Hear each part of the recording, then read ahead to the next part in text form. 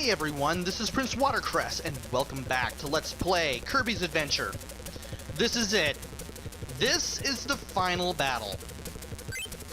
All you have to do is just shoot stars with the star rod. Just aim and press A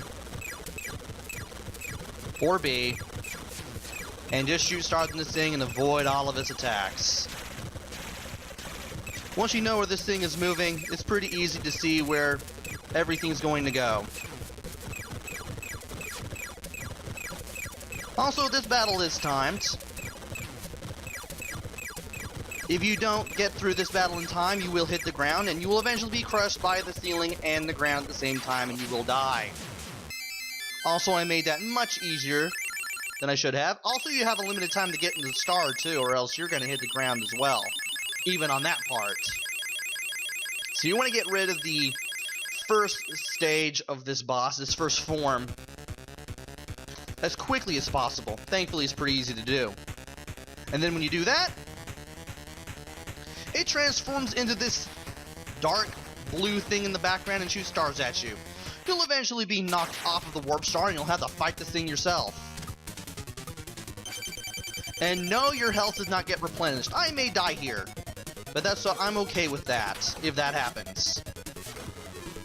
You want to wait for him to expose the little tornado part of his underside like that, and actually hit it with the B button, and actually send a star into it, so that way you can actually do the most damage. If it's only partially covered, like when he was about to shoot those stars at us just earlier, just jump into him. You'll always do a somersault where you always move the rod around like that. You do a little bit of damage, almost negligible amount of damage, but you'll be able to cancel his attack. There's one more where he exposes his tornado-like underside, goes up, then goes down, same place where he went up, and you want to jump and actually shoot a star into that when he does that as well. Also, if you do the somersault, you can protect yourself from projectiles too, which is really nice. And it's either the boss or me. And it was almost him. Gotta watch what he's doing.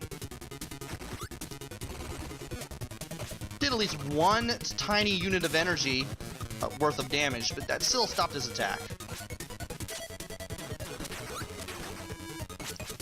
And of course he always teleports everywhere too. And I still couldn't hit him when he did that. He'll do something else. Like that. And I nearly died there. That was beautiful. That was a work of art right there. At least I didn't. And hopefully I'll be able to do one more unit of damage.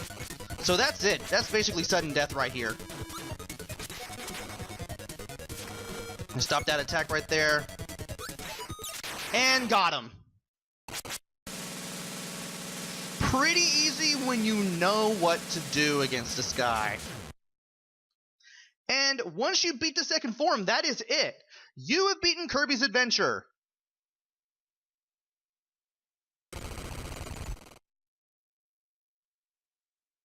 Take a piece of the moon out, giving it that nice little crescent shape there. And we've basically saved Dreamland. Again at last. And we find out that King Dedede hid the star rod because bad dreams had invaded Dreamland. As a nightmare came to the Dream Spring and tried to cause pain to the people. So because of that, he took the star rod, broke it into pieces. After actually hiding the star rod from him. It's been a while since I played the game. So he never really wanted the star rod to be brought back because he had no idea if the nightmare would return, which he probably would have. And even then, who would have been there to stop it? Thankfully, Kirby was there to stop it, and Kirby stopped it. He did. The Star Rod is returned to the Dream Fountain. And all is right with Dreamland until the next adventure.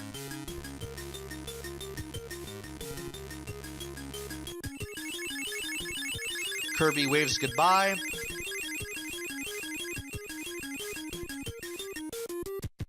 And we get the credits.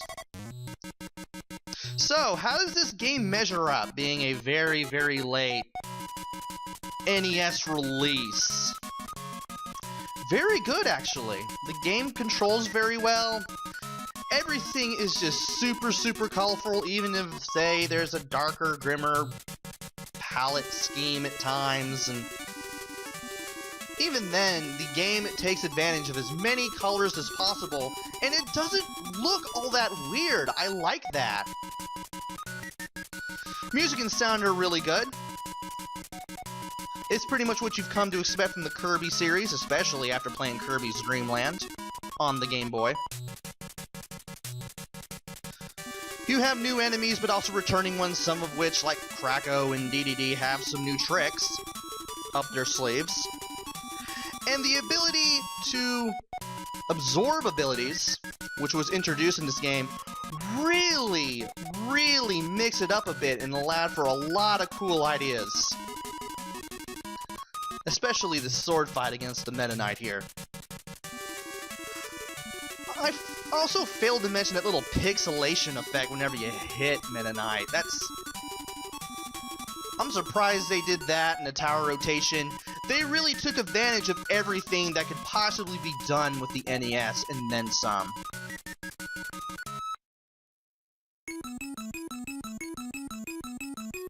So, would I recommend this game? Absolutely. This was the last great official release for the NES before Nintendo stopped official support for the system in 1995. With that being said, this is definitely a game to go for. Just to see how the NES actually held up in the face of the raging 16-bit wars. Just when the 32-bit systems, the Sega Saturn and the Sony PlayStation, were just around the corner.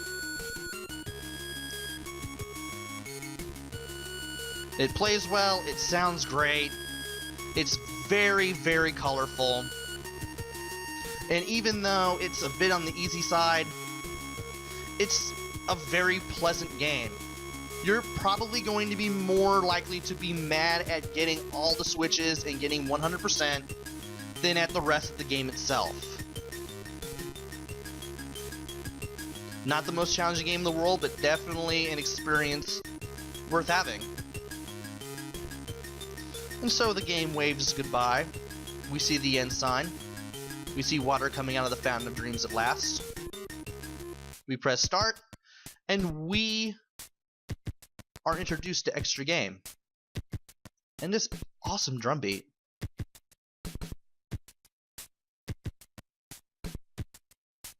I'm guessing it's an extension of the ending, but anyway, this is Extra Game Mode. You go on a more challenging quest, where you can only take up to 3 hits instead of 6, and you can't save at all. You have to beat it in one sitting. I'm not going to go through Extra Game Mode unless I can't think of a game to play, because there's really not that much stuff that's different between the regular game mode and the extra game mode, and therefore, nah. I mean, the difficulty's harder, but not much has changed, to be honest, as far as I can tell. I don't really remember extra game being all that hard. And if you beat extra game mode, you actually get an extra rank. Instead of being called the Hero of Lore, you get to be called the Hero of Time. You actually have a rank for how much of the game you've got completed. As you can see, we beat the game 100% the first time around and got Hero of Lore in the normal game. And if we get beat extra mode on this file, we get Hero of Time. We also get to unlock the sound test whenever we select our game again. Instead of playing through the game or playing through extra mode again, We can select the sound test. You can listen to all the music and sounds of the game. There's also an unused track, which happens to be the Kirby's Dream Land title theme.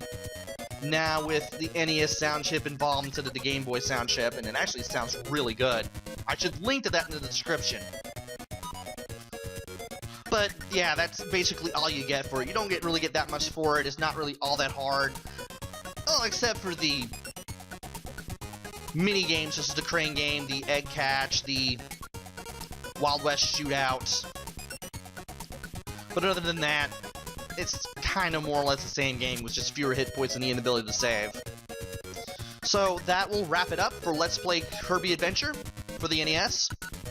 Hope you enjoyed this little Let's Play / walkthrough of the game.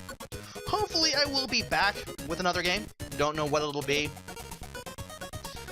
Who knows?